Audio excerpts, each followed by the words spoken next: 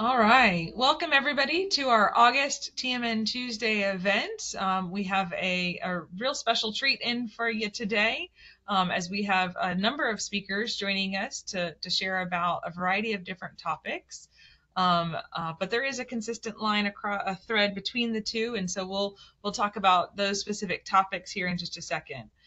Before we get started, as with all of our webinars, we like to open with a quick virtual meeting room etiquette and a quick run of the land as we're getting going with our webinar here today.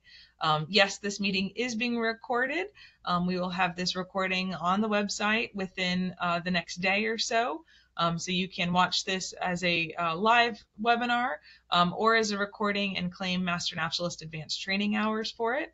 I've got a slide explaining how to log those advanced training hours on your VMS log. If you are seeing my mouth move, but you're not hearing me, at this point in the webinar, you're going, ah, but you can't hear me telling you that you're going, ah. So hopefully you are checking your settings, you are adjusting your audio, and you are following the prompt on the screen where we have our WebEx help guide on our website.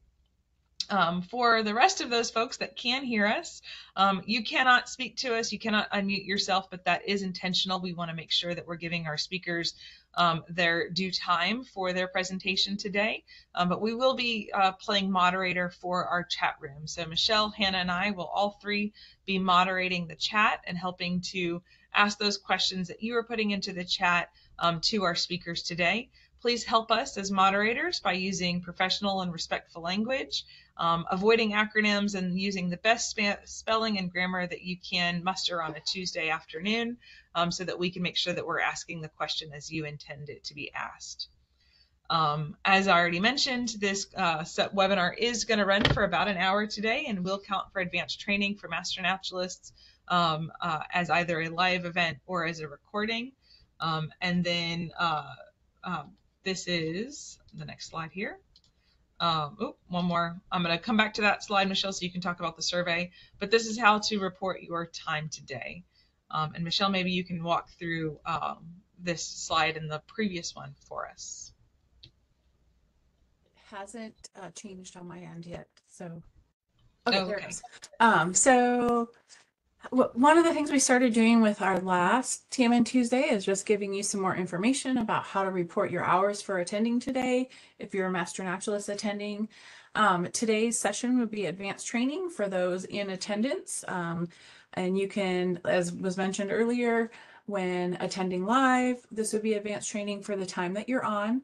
And then if you watch the recording and if you're watching the recording later, it would be advanced training for the amount of time you actually watched. So typically up to 1 hour for advanced trainings. For general members would be, you'd report under the opportunity of advanced training at your local chapter level. And then in your when you report the time, you in that survey where it talks about advanced training in the description, you would just put August 2024 TMN Tuesday. And you can even include the title of today's session in there with that. Actually, it would be very advantageous if you could include the title of today's session in there also. So, and that was the next slide, the survey. Yes, the survey. It's changing. There's a little lag on the slide change.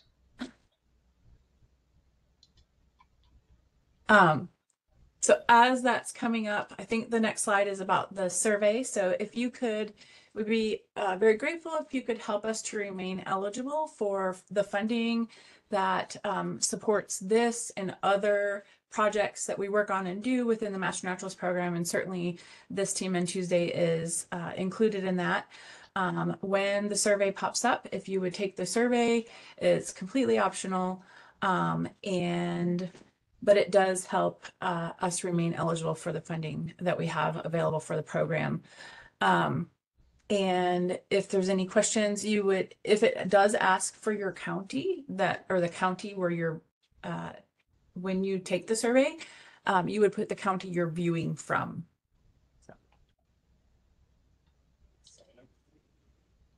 Okay. Are y'all seeing me advance the slides? I see it. Okay. Well, I'm going to keep going, Michelle. It's going to catch up for you. And we're seeing some yeses in the chat. So the slides are moving, thankfully. But please, Hannah also dropped the link for that survey that Michelle just mentioned in the chat. So if you weren't able to capture it with the slides on the screen, please capture that link from the chat there.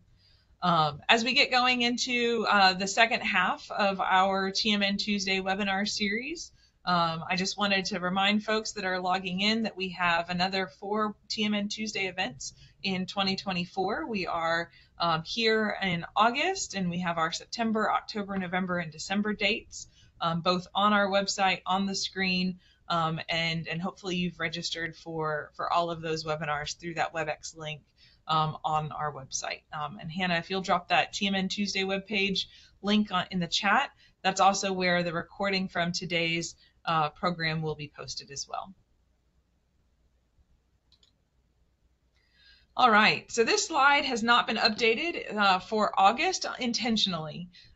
July was the planned webinar for the content that we're going to be sharing today. We were culminating around the idea of a plastic-free July, ways that our chapters can engage in projects that focus on plastic consumption reduction or plastic-free programs that would help to eliminate plastic debris from the environment, and that is the common thread between these two presentations that we're going to hear today. However, these two presentations are being given by folks that live along the coast. And as anybody who's lived along the Texas coast, you never know what July is going to bring, or August, or even September sometimes when it comes to hurricane season. And Hurricane Beryl definitely threw us for a little bit of a loop in our program planning. But that dwarfs in comparison to the impact that made upon our residents and our Master Naturalist residents along the coastways. So we're happy to hear that those folks made it through the storm and have helped to rebound in their environments and help to rebuild or help to gather their members together post-storm. So with that, John and Jean and Chloe were gracious enough to reschedule their content sharing from July to August. So we're extending the summer vacation, so to speak. We're extending the summer break and extending the plastic-free month of July into August just a little bit. And so we'll be talking through 2 different project highlights for that plastic-free July, now in August, with our 2 sets of speakers I've alluded to here, and they're in reverse order from where we're going to start today. But we'll have John O'Connell, who's our county extension agent in Brazoria County with the Sea Grant Agency and Texas A&M AgriLife Extension. He's also the advisor for the Cradle of Texas chapter. And an award-winning advisor, I might add, there, as he's been an advisor of the year in the past as well.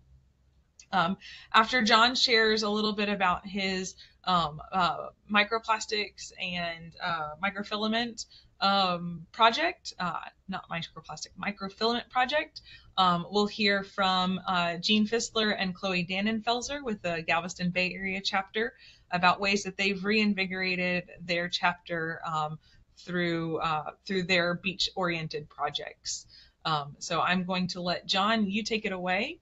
I'm going to share the screen with you, and you should now be presenter and given the opportunity to share.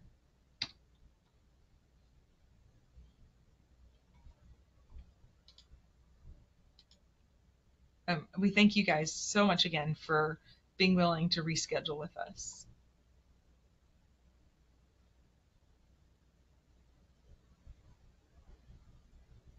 All right, hopefully that my presentation's up. Good afternoon, everyone. I am John O'Connell. I'm a county extension agent in Brazoria County, and I've been working with Texas A&M AgriLife Extension since about 1996, so it's been a while. Today I'm going to be sharing information with everyone on a project that I volunteered to coordinate for the state and for Texas Sea Grant, and that's the monofilament uh, or used fishing line collection project. Texas Monofilament Recovery and Recycling, which is a mouthful, um, but this this program has been in effect since 2004. So when I first started to get involved in this project, and I'll talk a little bit about the history of that. I asked myself a question, how bad could monofilament fishing line be in the environment? And so, like any good researcher, I decided to research a couple of different sites, one in Calhoun County and one in Brazoria County.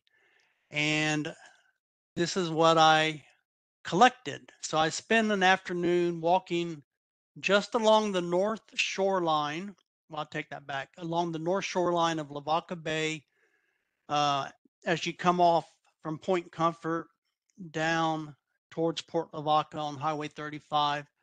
And I started collecting used fishing line, and I was very, very surprised at the sheer amount of line I was gathering. I then drove down towards Port O'Connor. At that time, I worked in Calhoun County and collected some line over the bridges going to Port O'Connor.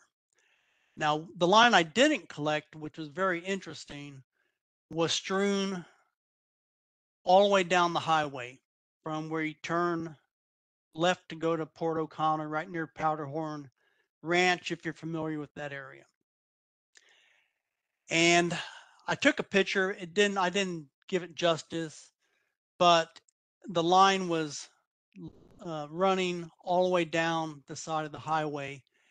And I got to thinking, well, how could that be? And then I started seeing pickup trucks with their rods standing straight up, which you'll see frequently, or boats even where they had the rods and rod holders on a boat or in the back of a pickup, and the wind catches the lure, and that line just spools freely along the highway. So that's a source of a line for sure, but I didn't address that. I then moved to Brazoria County, where I walked along the jetties at Surfside, and this is just some pictures. Probably spent 3-4 hours climbing down amongst the granite blocks and cutting the line free, and filled up a pretty good sized bag. And you can see that on the far right hand side. And it's dark, by the way, by time I finished. But collected quite a bit of line, and that immediately proved to me that used fishing line was a problem, and anglers weren't educated that the line could be recycled. And at that time, I really wasn't educated that it could be recycled, but my learning curve was steep, and so I found out it could.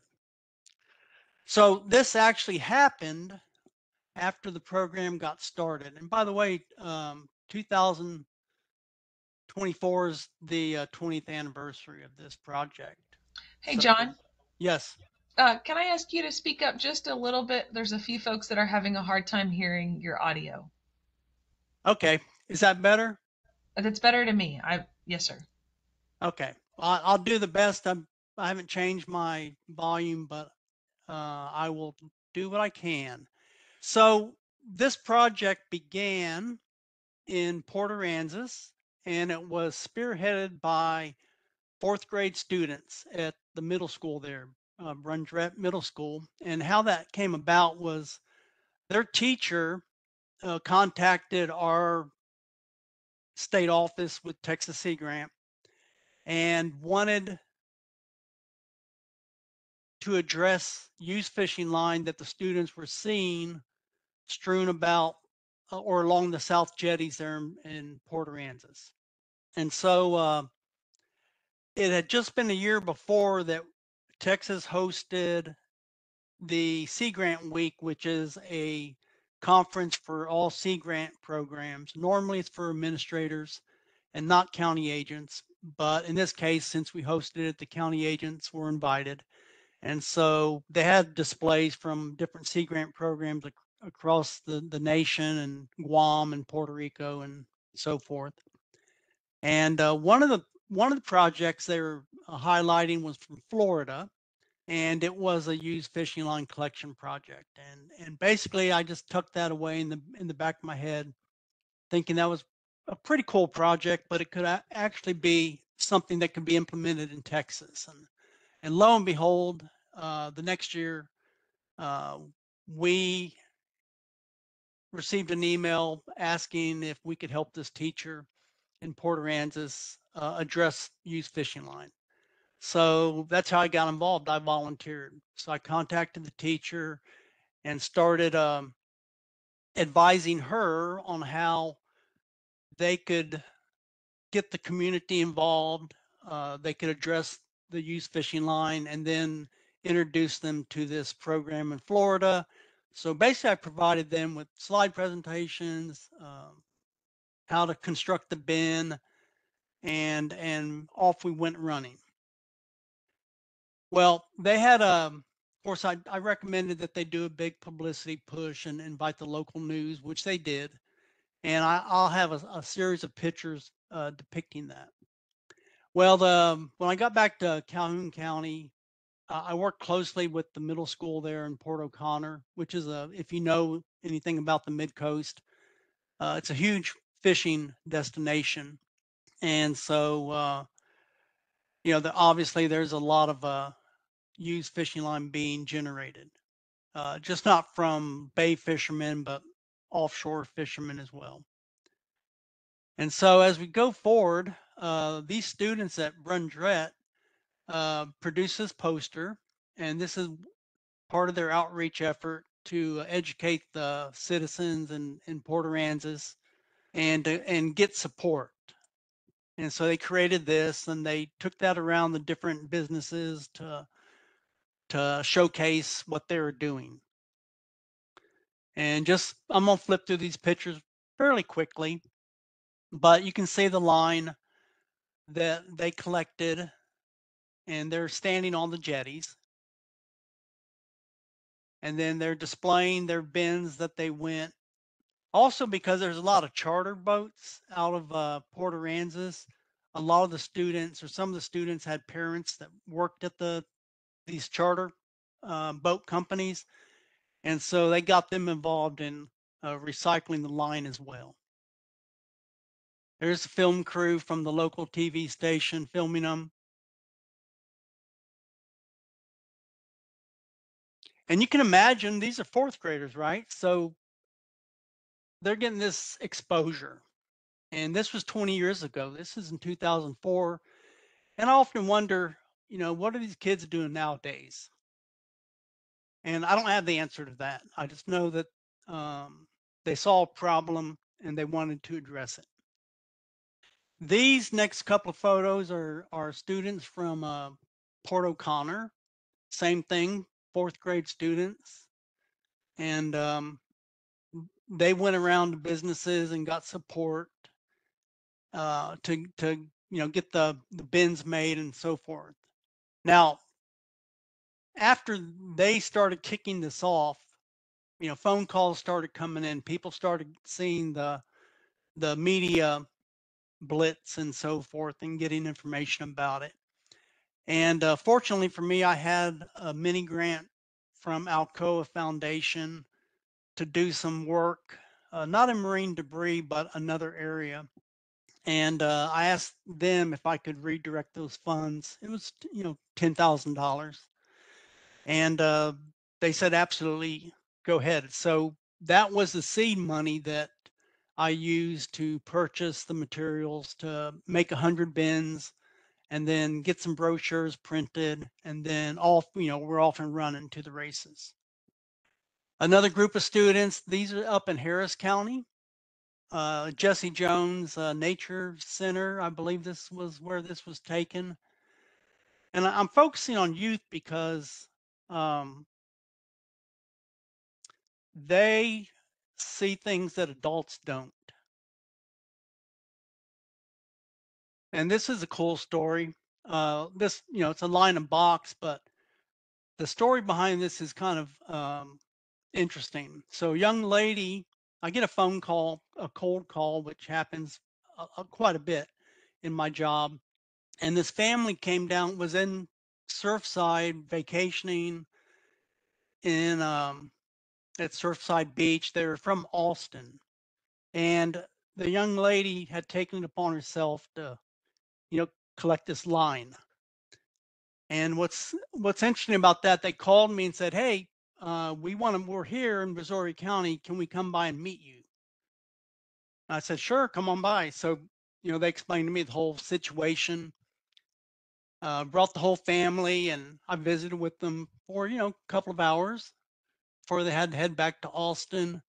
And they left me this box of line, and I thought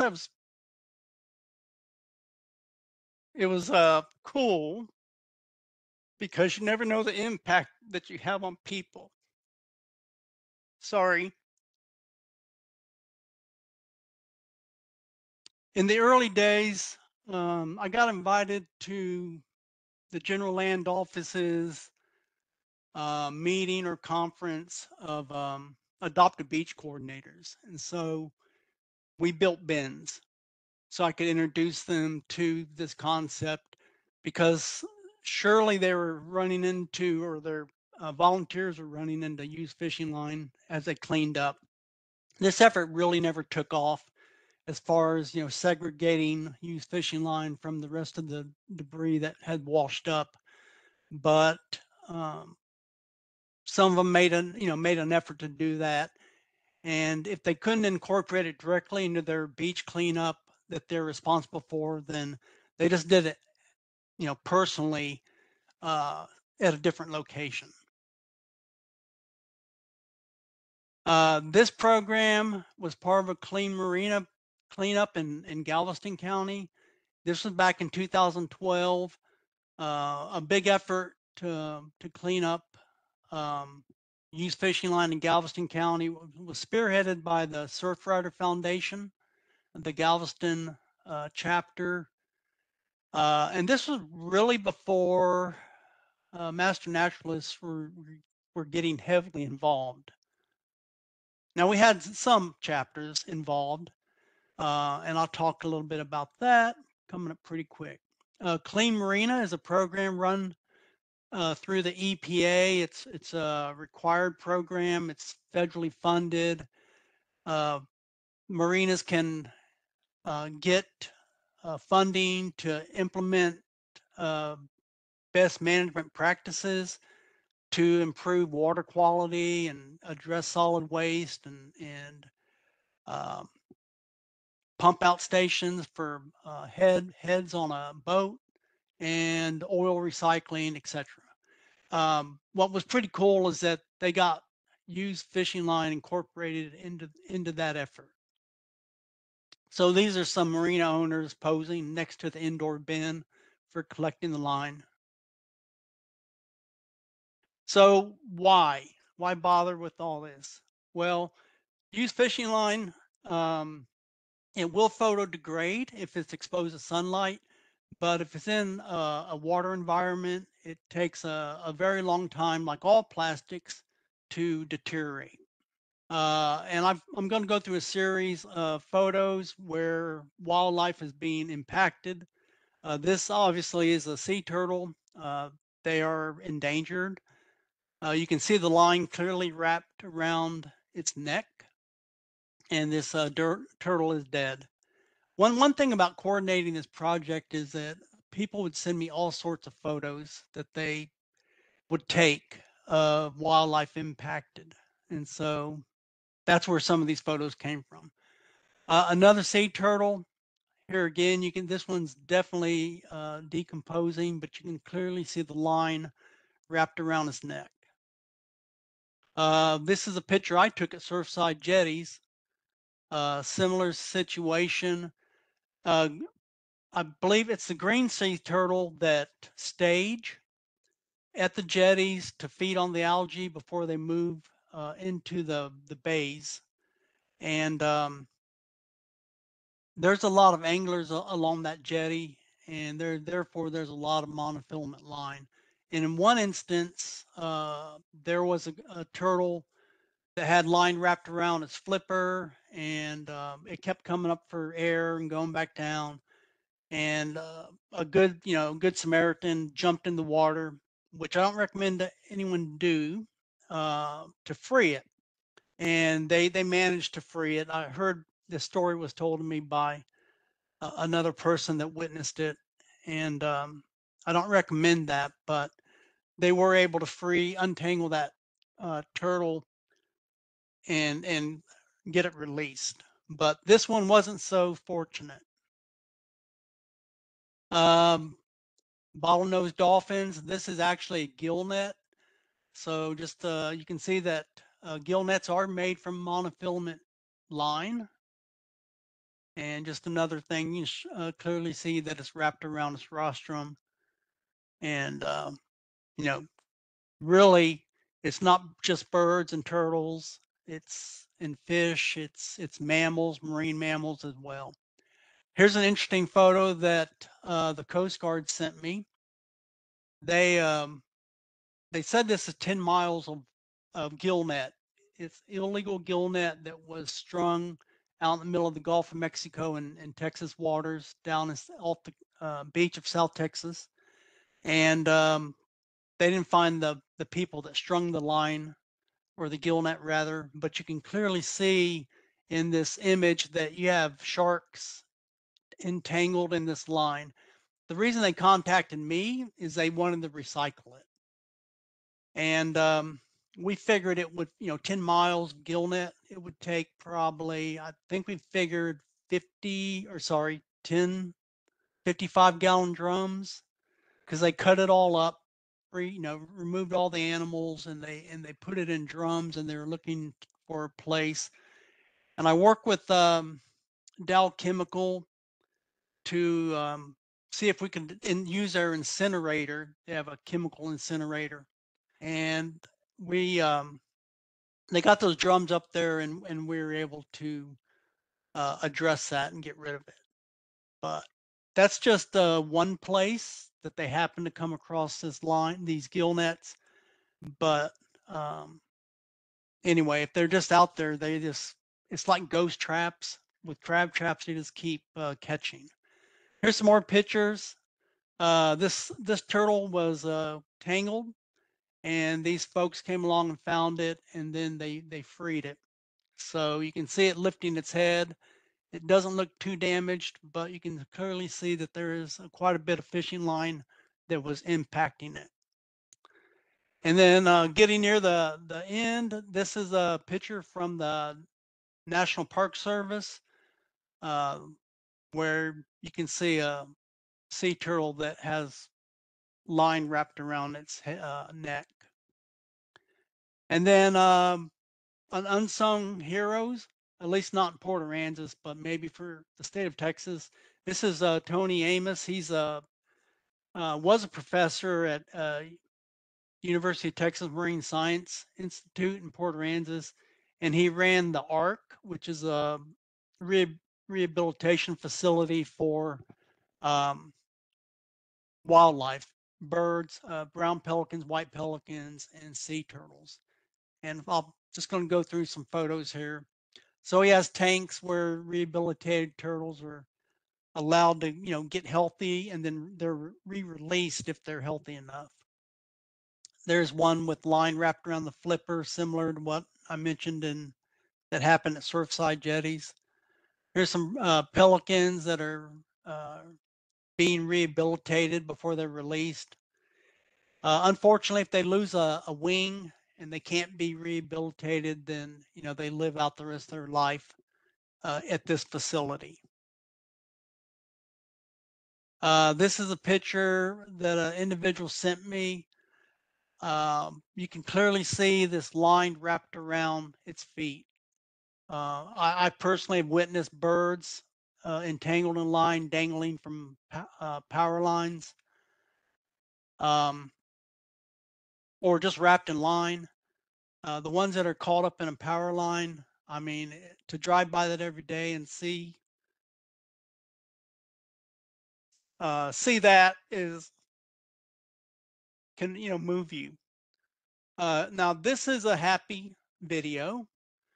So one of our master naturalists on Turtle Patrol came across frigate bird that was entangled in line, and fortunately an animal rehabber was nearby, and so together they freed this frigate bird.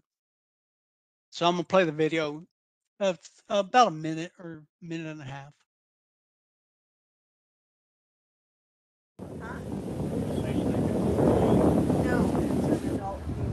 You're getting this? I'm gonna video it. Yeah, please do, because this is, and maybe take a couple of pictures too.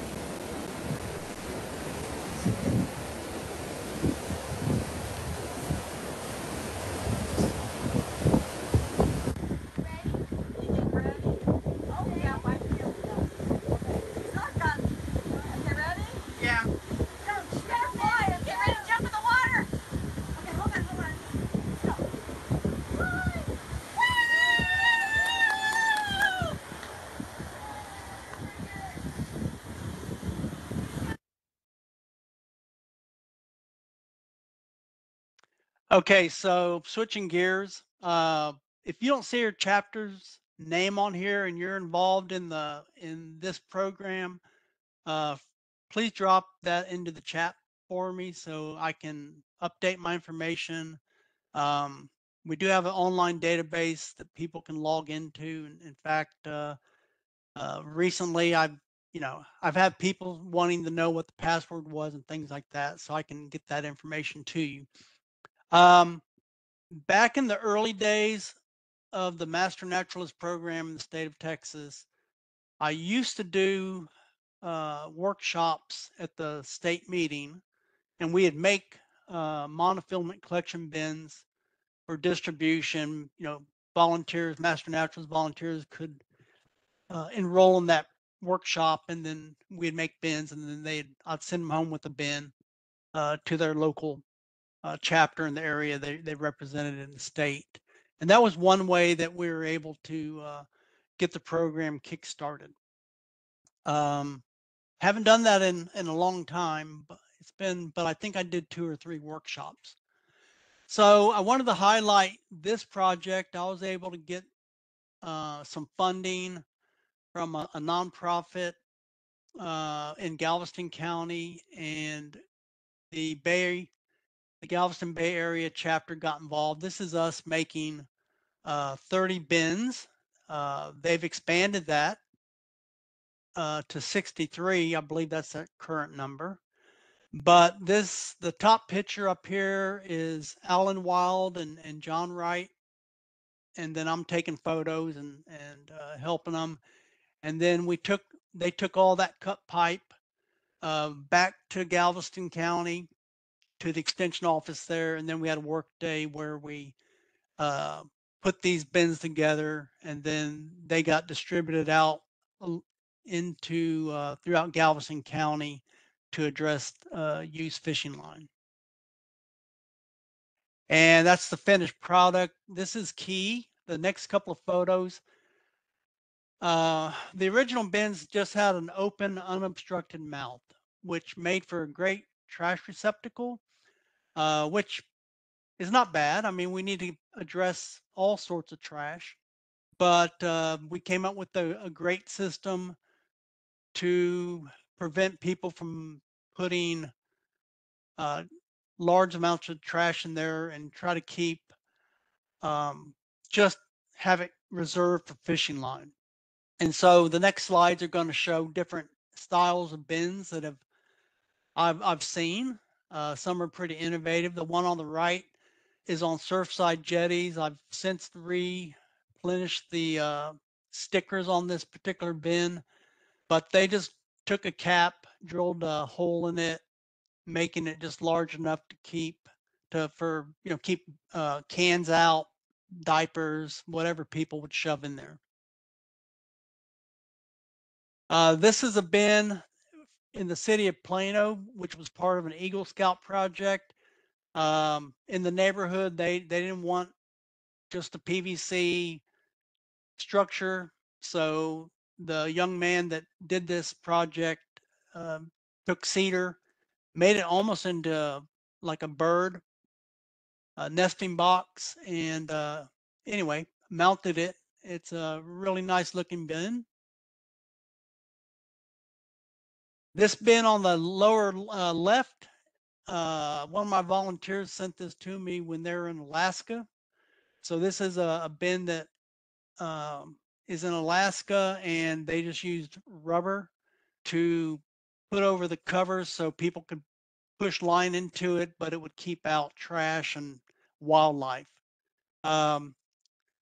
Unfortunately, the Rolling Plains had a problem with vandalism.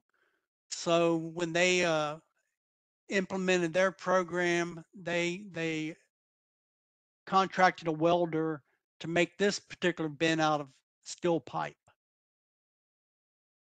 Over on the right-hand side, this is Fishing Futures design. Michael Shearer, who runs that, came up with this design. Instead of using a 90-degree PVC fitting, he's using a 45. I think he's since gone in with some sort of grate to keep trash out. So if you see these, I'm all for partners. We have a lot of different partners. The Meadow Institute included Monofilament in their data collection on their stream monitoring. I work with the Mission Aransas National Marine Estuarine system, and a lot of different cities helped the state of California get something kicked off in the state of California, helped the city of New York get something kicked off. So, it's a community of people that really want to address this particular type of plastic pollution. Here's one at Quintana Beach here in Brazoria County. So what are we doing? So currently, and there are probably 100 more people out there than I know about, because people hear about the program, they want to do something, and so they'll make their own bin and put it up. So I find that out when I get complaints, but hey, I can't fault people for trying to do the right thing. But we have about 88 volunteers. we have about 271 collection receptacles. As Mary Pearl mentioned, hurricanes, gosh, I mean, they just take these bins out whenever they come through. So it takes a little time to get those reestablished because the hurricanes will remove them. And so we should have a lot more bins of that. If we had all the bins that we started with way back 20 years ago, I mean, it could be 500, 600, 1,000, who knows? I just don't focus on the coast. I coordinate across the entire state from the coast all the way into the panhandle. So we're statewide, or I try to coordinate that. Back in 2023, we collected 142, basically 143 pounds of line. That's quite a bit of line. And then since inception, over 5,000 pounds. And we calculated that it would, with 12-pound test line, which is on average what most people use along the coast, that line would stretch almost 7 times across the state of Texas. So if you can picture that, that's a lot of line out in the environment that volunteers removed. Moving forward, we do have a grant to put up 100 more bins. If you're interested, drop something in the chat, contact me and my contact information, and I'll see if I can't get you hooked up. Those bins are primarily for the coastal counties, so just be aware of that. Lastly, you know, people are the solution to plastic pollution, so get involved. The actions on land affect the water. Always dispose of all waste properly. You know, reduce the amount of your waste, recycle if you can, reuse items if you can, and that's for, you know, everything. And that's it. Oh, it didn't show my contact information. There it is. There's my contact information. But you can also reach me from different ways too. So thank you so much for your time. Wonderful. Thank you so much, John. We really appreciate the information. There's a ton of questions in the chat. For the sake of time, we're going to move into the next presentation with the Galveston Bay Area chapter highlighting their project. But if you've got a little bit of time, John, if you want to answer some of those questions in chat, we'll also be pulling those questions out and putting them on our website within the next couple of days as well. And if there's some time at the very end, John, that you can stick around past 1 o'clock, we might come back around to some of those questions. I'll be happy to do that. Thank you. All right. All right, next we're going to turn it over to Jean Fissler and Chloe Dannenfelser. Please let me know if I'm mispronouncing y'all's names, with the Galveston Bay Area chapter to talk about their Seaside Synergy. All right, can y'all hear me? Good, I can see my voice. There's no way to mispronounce our names. It hadn't been mispronounced already. Thank you. I'm Gene. I will talk for just a few minutes. I want to refer back to some of John's stuff. Yes, you don't have any idea what impact you have on a kid. It was 1970. I was in the 7th or 8th grade. I went on an Earth Day. I went on a cleanup, mostly to sit next to Charlotte Miller in the bus. But at the end of the day, it turned me on to this whole thing, and here I am 50 odd years later still doing it. So yeah, keep up the good work, folks. Let's go. I'm going to have Hannah push these slides through for me. There she goes. Our chapter, I don't know if it's big. It's big for us. It may be big on the state side, but we have 241 as of our last board meeting. That's people who pay their dues and actually are recording hours and attending AT. So it's a large group down here we're just south of Houston. We're actually based in Galveston County. And I list here all the folks that we get to work with, which we're real proud of. This is beautiful. We get to work with all these different organizations, literally dozens of them. This is all the ones we get on the one page. And then you take each one of these individual organizations, and they all have dozens of opportunities for us to go volunteer. So there is plenty of work to do. It keeps our 241 folks busy. Interestingly, we may not see each other very often because we're off in all parts of the county and the surrounding counties with our our work groups, but we may not see each other very often. How about a new slide? Let's see if this speaks to that. So yes, here we go. Here's what we were challenged with this year. I'm the current president. We got together for our retreat in January. We sat down and talked about what we wanted to accomplish this year. We always start with our motto, which is fun, food, and friendship. That's always important to us. Something that I have noticed in the last several years is the impact of the pandemic, and I don't mean the health impact, I mean behavior impacts.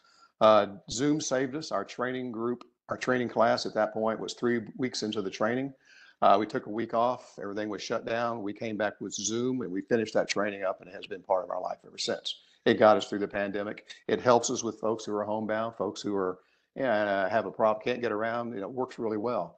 On the other side, it's a double-edged sword in that people have gotten used to not coming out.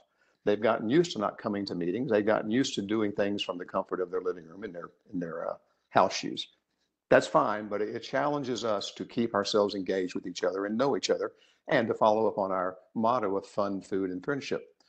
We are now having hybrid chapter meetings. About 3/4, 2/3 of our folks show up in person, and the other third dials in, again, for real good reasons, I'm sure, but we're not seeing about 1/3 of our normal crowd face to face every other month. What we did do since the pandemic, we've had 2 evening classes. These are new for us. And what we found is that changed our demographics. We now get I'm not going to say a younger crowd, because I just don't say that, but what the crowd really is still a working crowd. It's a crowd that may still have kids at home. It's a crowd that's a little different than our traditional master naturalists, and it's great. We love that. But when we start thinking about seeing each other and doing things together, we have to take into account they have a different schedule than, say, retired people or people who don't work or whatever the situation may be. So we have limited opportunities to connect. One of our goals this year was specifically to create a chapter event. Instead of just racing off and doing what we do so well, working with our partners, we wanted to create an in-house event, a service project. We're not trying to keep people from coming, but we really want our 241 people to come, and that's plenty. So that's our goal this year, and we're about to come up on that. How about a new slide? Let's see what else I have here. And we're going to do that. Our partner is American Bird Conservancy. You'll hear from Chloe in just a minute. Chloe is one of our trainees, our Master Naturalist trainees, and she's a big shot over at ABC Splash. She'll tell you what Splash is. We're scheduling it for October 5th when it's maybe under 100 degrees. And we're going to do a Galveston Bay shoreline cleanup. In my 50 years of doing shoreline cleanups and bio cleanups and creek cleanups and lake cleanups, when I was a kid, we never saw plastic. It was glass, it was beer cans, it was paper, cardboard. Plastics didn't even show up until the 80s, 90s. Of course, now it's 90, well, you'll hear more, 90% of what we pick up. We're going to do it on Galveston Bay, and we're going to have a chapter picnic associated with it where everybody brings a picnic after we spend the morning doing whatever Chloe has us to do. Then we're going to gather up on the hill in the cool breeze and the bright sunshine and have ourselves a picnic. I'm looking for musical guests right now. If you have any ideas, please drop a note in I want people like y'all out there entertaining us. I don't care about a band, you know. Next slide. See what else we have. We're going to do this on the Texas City Dike. For those of you who may not know us, the first map is Texas, and that big circle gets you to Houston. And then we zoom in there, and you can see Galveston just south. The Texas City Dike is actually at the base, if you will, of the Galveston Bay.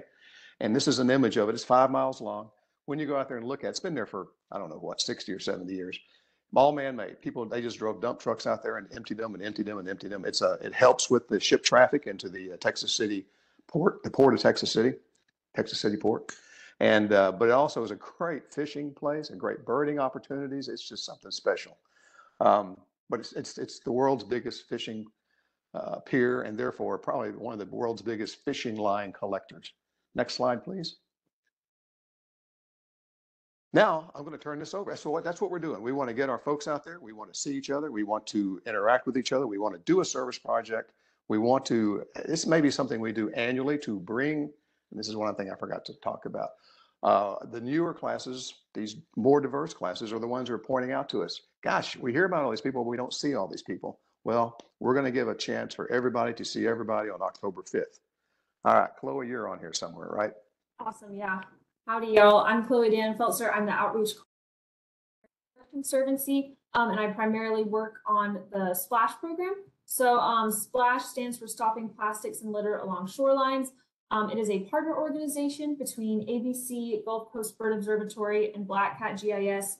Basically, all these groups have been doing shorebird monitoring here on the Gulf Coast, and they just were shocked by how impacted birds were by all the plastic and just debris out here on our beaches. So we are out here educating people about the impacts that trash has on birds, the really cool birds that live here, and also that Texas is super important for birds. It has over 600 species have been identified on the coast, and that is the second most of any state in the nation. And then that's not even including like all the migratory birds that fly through Galveston and Houston specifically. So we try to tell people about that and how we want to make sure our town and area is a safe spot for all these migratory birds to take a little pit stop. And yeah, so we were just so excited when Gene and his chapter reached out about having us help organize their first big member event. So yeah, if Hannah, could you click the next slide, please? There we go. So I was going to tell you all about a little bit about what goes into planning a cleanup. So they take coordination. We want to make sure we have all of our permits handled and that the landowners know we're coming and that they're going to take the trash away, because although we don't really do any recycling, because most of the time the trash we get is so disgusting that it can't be touched, we just want to make sure that it is bagged up and taken away, because so much trash, actually 80% of all trash starts inland and then works its way down through the watershed, either on purpose or by people not like super securing their trash bins and such. Like animals will get in, wind will blow it out. So we want to make sure we get that trash, we bag it up, and it gets taken immediately away where it'll just stay and not get loose. So we are working with the city of Texas City. They're awesome. We love them over there. They're super nice. We also try to find hot spots and where there's going to be a lot of trash, and also where it's going to be super important for bird habitat. Texas City Dike is a perfect example of that. It is a fishing hotspot. It is always super popular with fishermen. So of course there's a ton of fishing line and just trash everywhere. Like it is always disgusting. Since we started going there, we have removed over 5,000 pounds of trash there. But there's also a ton of really cool bird species. Here I have some examples of the cool birds we see, like American oyster catchers, black-bellied plovers, black skimmers, ruddy turnstones, and all kinds of other cool stuff. During migration season, I get the rare bird alerts, and there's always something cool over at Texas City Dike. So a lot of great birding. Yeah, so that's where we try to find spots to do our cleanups. And whenever we go there, we also do data collection. So we'll do a transect where we do 100 feet of an area, and then we'll pick up all the trash in that area, and then we'll sort it. And then we'll put that data into the Texas Litter database so that we can, contribute to statewide litter collection data, as well as the EPA's litter collection database. And so we keep track of what we're finding, and we're hoping to use that to one day influence policy or help influence businesses or landowners to, install more monofilament recycling bins, installing more trash cans, or maybe we could go to someone and say, maybe don't, do styrofoam, because that's the number one thing we find. And Texas has a ban on bans. So anything that is going to be changed needs to be from like the goodness of someone's heart. So like, we'll have to go to the businesses and ask them to, swap out plastic straws for biodegradable ones, stuff like that. But yeah, so we're going to teach the chapter members how to do a transect, and we're going to show them where that data goes, and it's going to be really great, and we are super excited. Can you click the next slide, Hannah? Yeah, I think I still say this one, or do you say this one, Jean? You want me to? Oh, anyway. Go for it. I'm hoping that everyone will have a ton of fun, because I know all the Master Naturalists have so many fun and exciting opportunities that they can volunteer their time for, and trash is the most fun.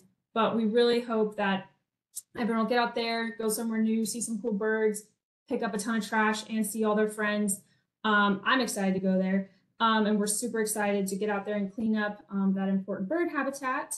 And yeah, we're gonna have our signs out there. We're gonna have our giveaway stuff, because at Splash we try to provide people with means to, reduce their single-use plastic usage. So we have water bottles, tote bags, stuff like that. And yeah, it's going to be great. We're super excited to hang out with all the Galveston Bay area folks. Chloe, thank you. You underestimate the value of what you're providing our chapter.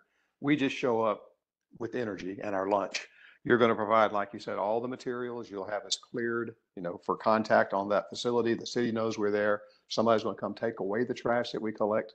So don't understate the value of having a partner like you. We couldn't do this, and we like working with you. We've done work with you on the beach before.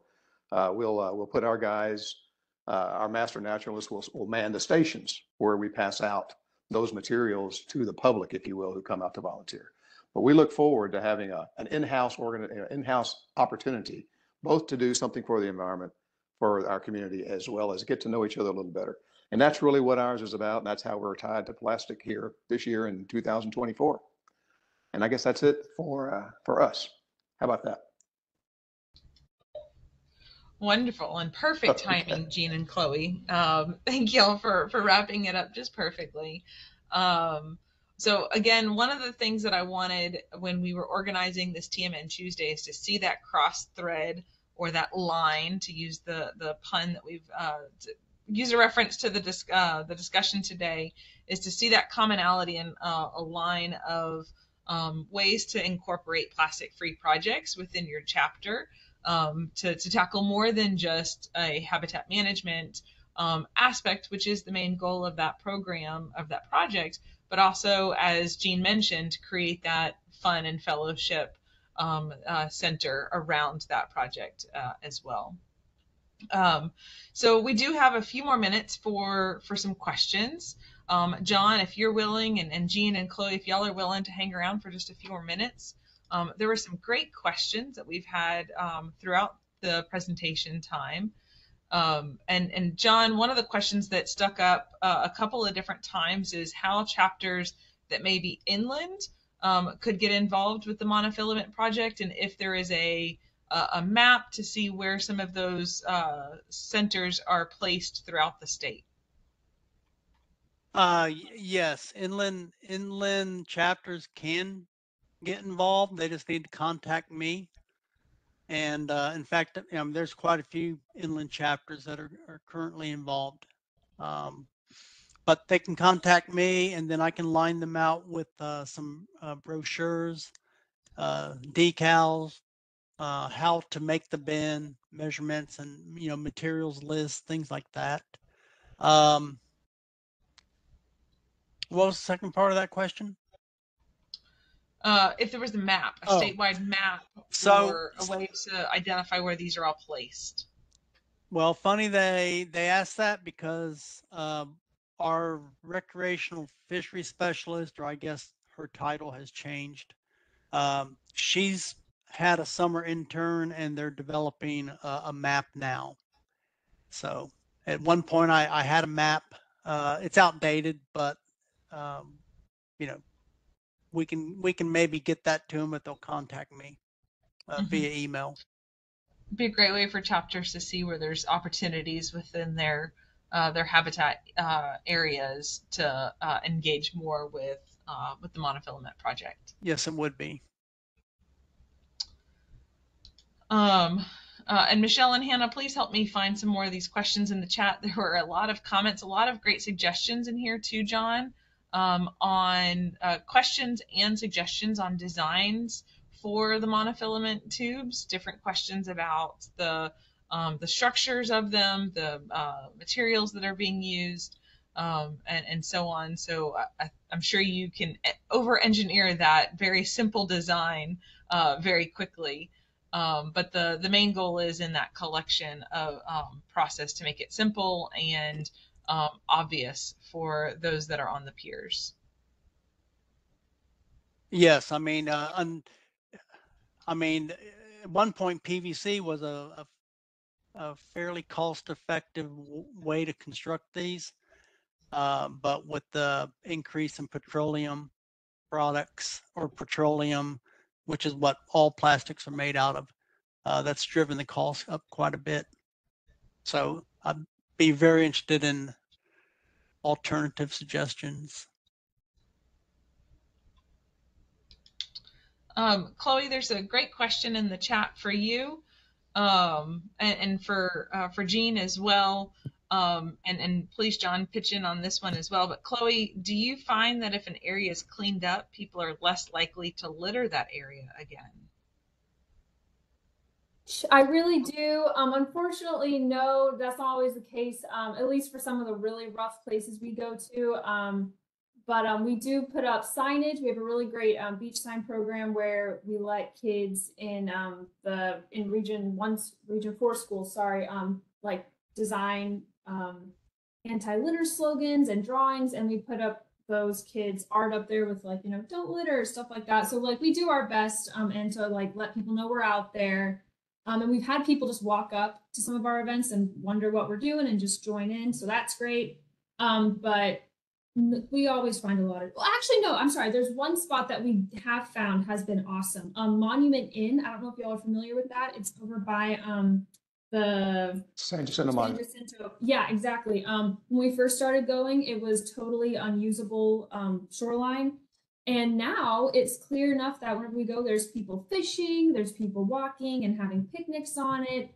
And it's still pretty trashy, but it's definitely better. So that's one spot that we've seen a really great improvement. And part of it, we don't have control. What happens is we'll pick up all the stuff along the shoreline. I don't think it's the visitors to that shoreline that come back and trash it.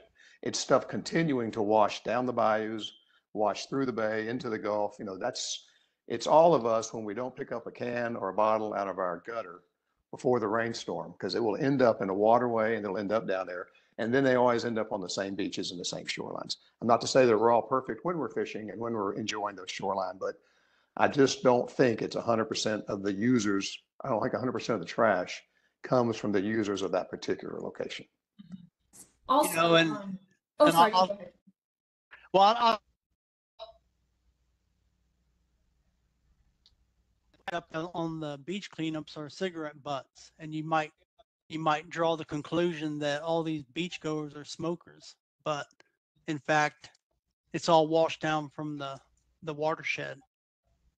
And at one point, you'd watch people just emptying their ashtray back when ashtrays were a thing in the vehicles, right next, at the stoplight.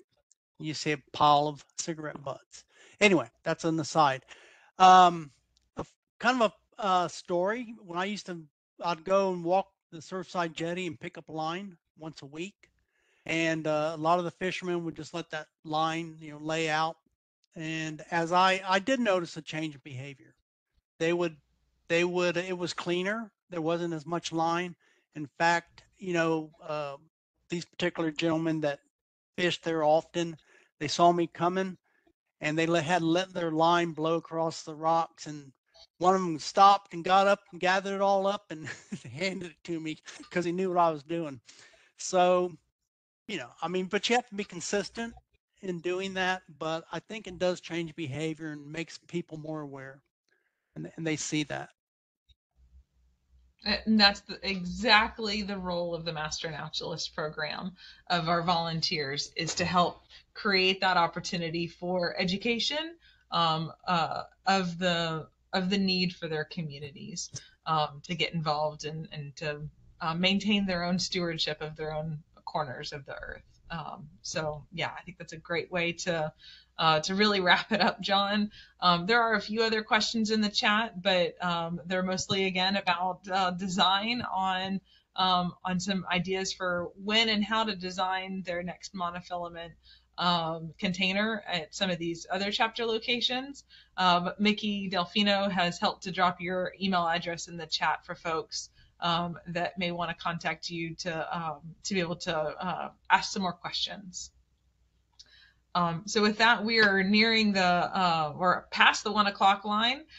So thank you guys, everybody, for joining us today for our TMN Tuesday August event. A big round of applause to our 2 chapters represented here, our 3 speakers. Really appreciate both the Cradle of Texas and the Galveston Bay Area chapter, and of course American Bird Conservancy for being a great partner for our Galveston Bay Area chapter. Really appreciate that. And thank y'all for highlighting this great project and ways that our chapters around the state can work with partners and engage in both a fun, friendly, and service-oriented project.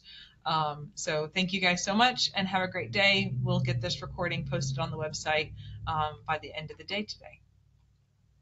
Thank you. Thanks, y'all. Bye. See you now.